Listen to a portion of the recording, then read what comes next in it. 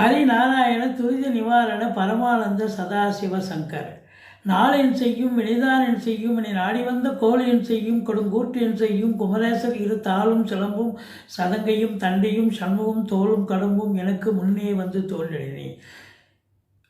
ஓம் அனுமந்தாய வித்மகே வாயு புத்திராய தீமகே தந்தனோ மாருதி பிரச்சோத்யாத் பட்டீஸ்வரம் ஸ்ரீ விஷ்ணு துர்கையே போற்றி திருவாரூர் தட்சிணாமூர்த்தியே போற்றி.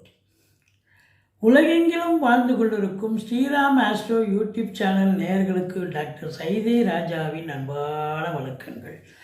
நாம் இப்பொழுது இந்த எபிசோடில் வார ராசி பலன்களை பார்க்க போகிறோம். டிசம்பர் 21 முதல் 27 வரைக்கும் உள்ளடக்கிய நாட்களுக்கு கிரகங்கள் ஒவ்வொரு ராசிக்கும் எப்பேற்பட்ட பலன்களை வழங்கப் போகிறது. இந்த வாரம் முழுவதும் வளர்பிறை நாட்களே. இதுவரைக்கும் எங்களுடைய சேனலை பார்த்து கொண்டிருக்கும் அன்பர்கள், சப்ஸ்கிரைப் செய்யாதவர்கள் சப்ஸ்கிரைப் செய்து கொள்ளும்படி கேட்டுக்கொள்கிறோம். ரைட் சைடில் சப்ஸ்கிரைப் இருக்கும், பெல் பட்டன் இருக்கும், ரெண்டுத்தையும் ப்ரெஸ் பண்ணிங்கன்னா அடுத்த நொடியே எங்களுடைய வீடியோ உங்களை நோக்கி வர துவங்கிவிடும்.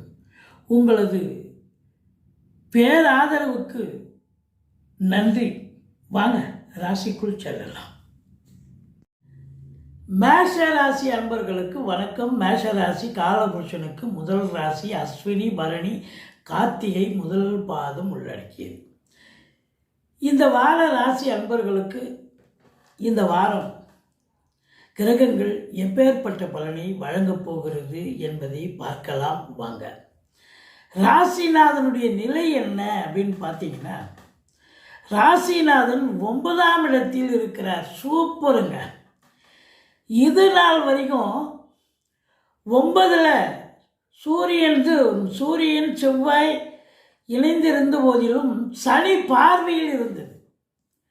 பிரச்சனை 9ல் இருப்பது சிறப்பு என்று சொன்னாலும் கடந்த வாரம் பிரச்சனையாக இருந்தது என்று சொல்லியிருந்தோம். இப்போ ராசிநாதன் 9ல் இருப்பது சூப்பர், குரு பார்வையில் இருப்பது அதை விட சூப்பர். அப்போ ராசிநாதனுடைய நிலை அற்புதமாக இருக்கிறது. கௌரவம், புகழ், அந்தஸ்து, செல்வம், செல்வாக்கு, தன்னம்பிக்கை ஏற்படுமா? கண்டிப்பாக ஏற்படும். பாக்கியமான ஒரு சூழல், எதை தொட்டாலும் ஜெயிக்கக்கூடிய ஒரு வாரமாக இது விளங்கப் போகிறது என்று சொன்னால் மிகையாக. சாதிக்கும் ஒரு வாரம், சரித்திரம் படைக்கக்கூடிய ஒரு வாரம். ஏன் என்று சொன்னால் ராசிநாதன் பாக்கியஸ்தானத்தில் அவர் மட்டுமா இருக்கிறார், 5 சூரியனும் இருக்கிறார். சுக்கிரன் பாருங்க உங்களுக்கு நல்ல நிலையில் இருக்கிறார். அங்கேயும் அதிகபட்சமாக சுக்கிரன் இருப்பது சிறப்பு. சுக்கிரன் 6 நாள் இருக்கார் தனுசுல, குரு பார்வையில் இருக்கார். புதனும் கடைசி 2 நாள் வந்துடுறார். ஸோ கிரகங்களுடைய சஞ்சார நிலைகள் மிக மிக சிறப்பாக இருப்பதால் 9ல் பாருங்கள், ஆரம்பத்தில் சந்திரனும் இருக்கிறார். சூரியன், சுக்கிரன், செவ்வாய், புதன், இப்படி 5 கிரகங்கள் வார ஆரம்பத்தில் இருக்கின்றன. இது மாபெரும் சிறப்பு அப்படின்னு சொல்லுவோம். அதாவது வார ஆரம்பத்தில் 3 கிரகம்தான். அதுக்கப்புறம் புதன், செவ்வாய், சுக்கிரன் வரார், புதன் வரார். மொத்தம் 5 கிரகம் ஆயிடுதுங்க. இப்போ பாக்கியஸ்தானத்தில் 5 கிரகங்கள் இணைந்திருப்பது என்பது மாபெரும் சிறப்பு. அது குரு பார்வையில் இருக்கிறது இன்னும் சிறப்பு. இந்த மேஷ ராசியில் பிறந்த அன்பர்களுக்கு இந்த வாரம் தந்தையால் யோக பாக்கியங்கள், வாழ்க்கை துணை அல்லது மனைவியால் யோக பாக்கியங்கள், உங்களுடைய முயற்சி திருவினையாக்கும் என்று சொல்லக்கூடிய அமைப்பு. 4ஆம் இடத்து அதிபதி சந்திரனும் அங்கே இருந்து குரு பார்வையில் இருக்கிறதால உங்களை பொறுத்தவரை இந்த வாரம் எதை தொட்டாலும் உங்களுக்கு சக்ஸஸ் தாங்க. ராசிநாதனுடைய நிலை சிறப்பு. மற்ற கிரகங்களும் குரு பார்வையில் இருப்பது சிறப்பு. சுய தொழில் செய்பவர்களுக்கு எப்படி இருக்க போகிறது?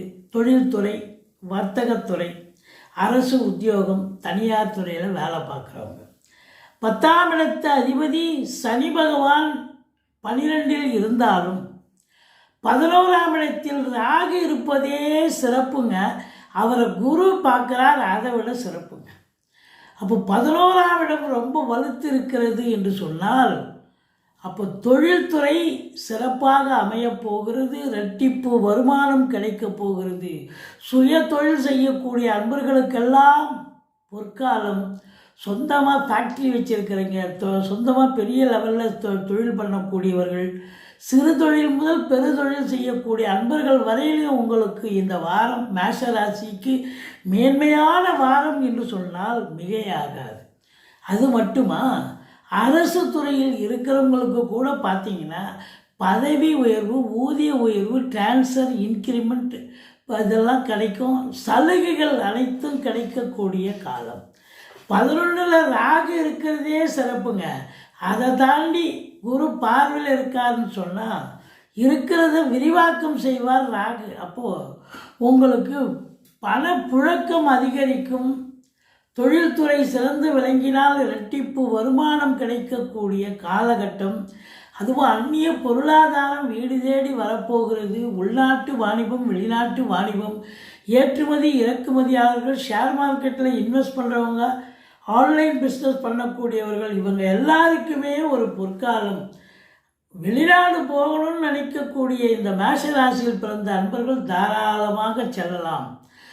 இல்லைங்க 7.5 சனி நடக்குது, அது இருக்கட்டும். இருந்தாலும் நீங்கள் வெளிநாடு போகிறதுக்கான அமைப்பு கண்டிப்பாக இருக்குது. ஏன்னா 10 12 இருக்கிறார். அவரை பொறுத்தவரையும் இதனால் வரைக்கும் வக்கிரத்தில் இருந்தவர் நல்ல ஒரு நேர்கதியில் பயணம் செய்கிறார். செலவினங்கள் ஏற்படும். சுப செலவுகள் இருக்கும், அசுப செலவும் இருக்கும். எச்சரிக்கையாகத்தான் இருக்க வேண்டும். உங்களுக்கு 7.5 சனி நடந்து கொண்டு இருக்கிறது. அதுவும் விரயச்சனி என்று நடப்பதால் நீங்கள் இருக்கிற காசு பணம் எல்லாத்தையும் நீங்கள் ஒரு சுப செலவுக்கு பயன்படுத்திக்கிங்க. இடம் வாங்குங்க, வீடு வாங்குங்க, கார் வாங்குங்க, பிள்ளைகளுக்கு நகை நட்டு வாங்கி கொடுங்க, இல்லை பிள்ளைகளை வெளிநாடு அனுப்பி படிக்க வைங்க. இப்போ சுப செலவுகள் நிறைய செஞ்சிட்டிங்கன்னு சொன்னால் அசுப செலவுக்கு இடம் இல்லாமல் போகும். அதனால் நம்ம சொல்கிறோம் 12ல் சனி விரயச்சனி, எச்சரிக்கையாக இருக்க வேண்டும். மற்றபடி டென்ஷன் இருக்கும், பரபரப்பு இருக்கும், மந்திரிச்சோட்ட மாதிரி இருப்பீங்க. ஆனாலும் ஜெயிக்கும் காலம். தொழில் ரீதியாக உங்களை 7.5 சனி ஒன்றும் மற்ற கிரகங்கள் மிக சாதகமாக இருப்பதால் அது ஒரு அந்த பாதகம் பெரிய அளவுக்கு இருக்காதுங்க. பயப்பட வேண்டாம். பாருங்கள், முயற்சி ஸ்தானத்தில் குரு இருக்கிறார். நீங்கள் எடுக்கிற முயற்சி இமாலய வெற்றி பெறும். 5ல் கேது பகவான். பூர்வீகத்தில் ஏதாவது ஒரு பிரச்சனை வரும். அந்த பிரச்சனையை நீங்கள் சமாளிக்கக்கூடிய ஒரு வாரமாகத்தான் இது விளங்க போகிறது. சமாளிப்பீங்க. குலதெய்வ வழிபாடு அவசியம் வேணும். பிள்ளைகளுக்கு உங்களுக்கும் கருத்து வேறுபாடு வரும். கொஞ்சம் விட்டு கொடுத்து போங்க, அரவணைச்சு போங்க. மற்றபடி 6ஆம் இடத்தையும் சனி பார்ப்பதால் எதிரிகளுடைய தாக்கம் இருந்தாலும் நீங்கள் தான் ஜெயிக்க போகிறீங்க. குறை ஒன்றும் இல்லை. திருமண வயதில் இருக்கும் ஆண் பெண் இருபாலருக்கும் திருமணம் கைகூடி வரக்கூடிய அற்புதமான ஒரு வாரமாக இது விளங்கப் போகிறது. நண்பர்களால் ஆதாயம், கூட்டு தொழில் செய்பவர்களுக்கு கூட்டாளிகளால் நன்மைகள் நடக்கும். மொத்தத்தில் மனைவியினுடைய நிலை, மனைவிக்கு கணவன், கணவனுக்கு மனைவியினுடைய நிலை சிறப்பாக இருக்கிறது. பிள்ளைகளுக்கு இடர்பாடுகள் வரலாம், இன்னல்கள் வரலாம், கொஞ்சம் அனுசரித்து போங்க. மற்றபடி இரட்டிப்பு லாபம் கிடைக்கும். நஷ்டம் என்பதற்கு இடமே இல்லை. டென்ஷன் இல்லாத ஒரு சந்தோஷம் நிறைந்த வாரமாகத்தான் இது விளங்கப் போகிறது என்று சொன்னால் மிகையாகாது. ஏன் என்று சொன்னால் 11ஆம் இடம் லாபஸ்தானம். எண்ணிய செயல் ஈடேறுதல், தொட்டதெல்லாம் தொடங்குறுதல் அப்படின்னு சொல்லக்கூடிய நிலை.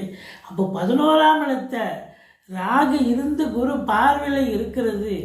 அசால்ட்டாக நல்ல சம்பாத்தியம் பார்க்க போகிறீங்க. சிறு தொழில் பண்ணக்கூடியவர்களும் சரி, பெருந்தொழில் செய்யக்கூடிய வர்த்தகம் பெரிய லெவலில் பண்ணக்கூடியவர்களும் சரி, நல்ல சம்பாத்தியம் என்பது சிறப்பாக அமையப்போகிறது. யாரெல்லாம் வெளிநாடு போகணும்னு நினைக்கிறீங்களோ தாராளமாக போங்க. உயர்கல்விக்கு போகலாம், உத்தியோகத்துக்கு போகலாம், சொந்த தொழிலுக்காக செல்லலாம். எதற்காக சென்றாலும் சாதிக்கும் நேரம். அதே நேரத்தில் கலைத்துறை, சினிமா இண்டஸ்ட்ரி, பத்திரிகைத்துறை, மீடியாத்துறை, காவல்துறை, தீயணைப்புத்துறை, மருத்துவத்துறை, இராணுவத்துறை, நிதித்துறை, நீதித்துறை, இதையும் தாண்டி உங்களுக்கு பார்த்தீங்கன்னு சொன்னால் உங்களுக்கு இந்த ரியல் எஸ்டேட் பிரமுகர்கள், ஃப்ளாட் ப்ரமோட்டர்ஸ், பில்டர்ஸ், கட்டிடக் கலைஞர்கள் இவங்களுக்கும் ஒரு பொற்காலமாகத்தான் விளங்கப் போகிறது. சாதிக்கும் நேரம் வந்தாச்சு, சரித்திரம் படைக்கக்கூடிய காலம் வந்தாச்சு. இந்த மேஷ ராசி அன்பர்களுக்கு இந்த வாரம் அந்த சந்திராஷ்டமம் கிடையாது, சந்தோஷம் நிறைந்த ஒரு வாரம் என்று சொன்னால் மிகையாகாது. எங்களுடைய வீடியோ பிடிச்சிருந்தால் லைக் பண்ணுங்கள், ஷேர் பண்ணுங்கள், சப்ஸ்கிரைப் பண்ணுங்கள், மறக்காமல் சப்ஸ்கிரைப் பண்ணுங்கள். நன்றி. வாழ்க வளமுடன். நீங்கள் வணங்க வேண்டிய தெய்வம் பிள்ளையாரை வழிபாடு செய்ய வேண்டும்.